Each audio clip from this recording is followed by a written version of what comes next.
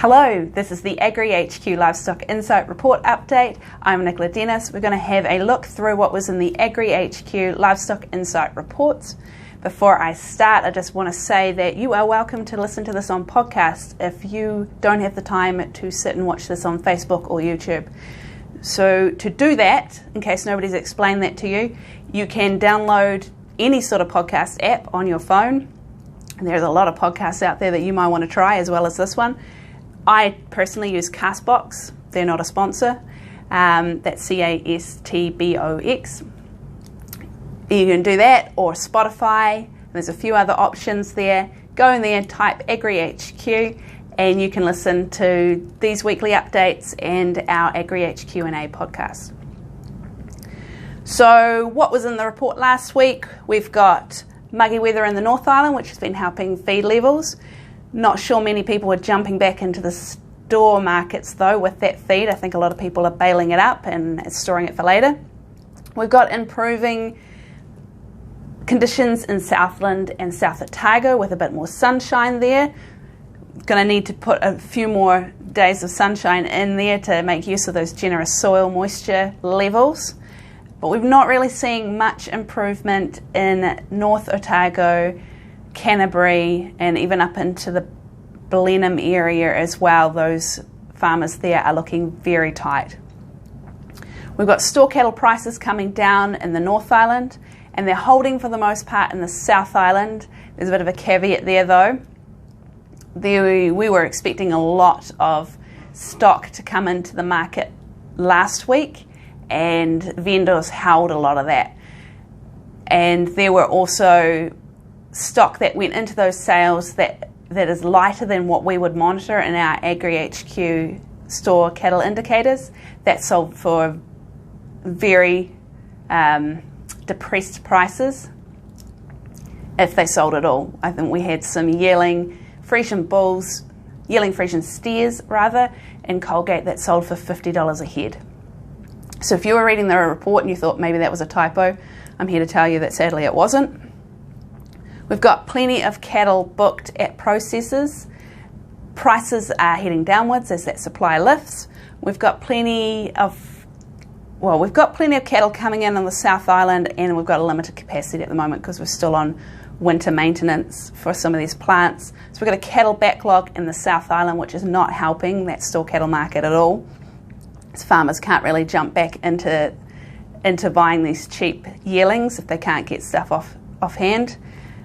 Oh, and we're also, on a more positive note, I suppose, we have got China interested in importing dairy beef heifers for the first time ever.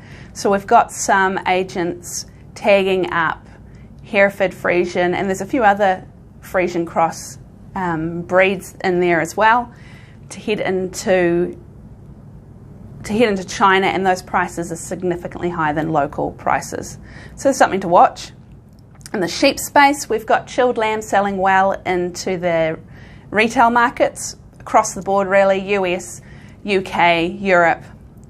It's doing good, and that's fantastic. I've got to say, to counter that though, it's a big ask for the chilled retail lamb market to pick up the slack from all the frozen lamb sales that we're just not seeing as the restaurants are struggling. We've got Chinese lamb prices lifting with the Chinese New Year buying period. We have got new season lambs selling well in the North Island sale yards. These went for about $3.70 last week. Still very much in the air for the South Island prices. I'm going to work hard on that for this week and see if we can come up with anybody who's actually... We've got a lot of people negotiating sales, but not a lot of people talking prices at this point. Buyers would love to get them for under $3. Sellers, on the other hand, not so keen. We saw a little bit last week, $3.20, $3.50, but that's probably a bit too strong for the general market, given the number of farmers out there that are just counting the days till they can get rid of their store lambs.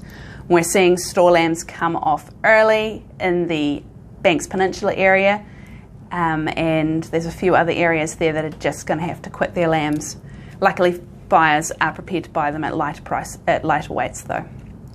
We've got a piece on the lamb slaughter numbers, and these finishing up the season we've just finished. It's finished up lighter than last season, as we predicted, with the ewe numbers falling. And we're predicting, well, not us, beef and lamb are predicting an even lower lamb slaughter tally. Not sure the word I'm going for here, but we're going to have even less lambs available in the 2021 season. We're going to have a bit of a recording on that and the new season lamb market for AgriHQ, and we'll be recording that this week.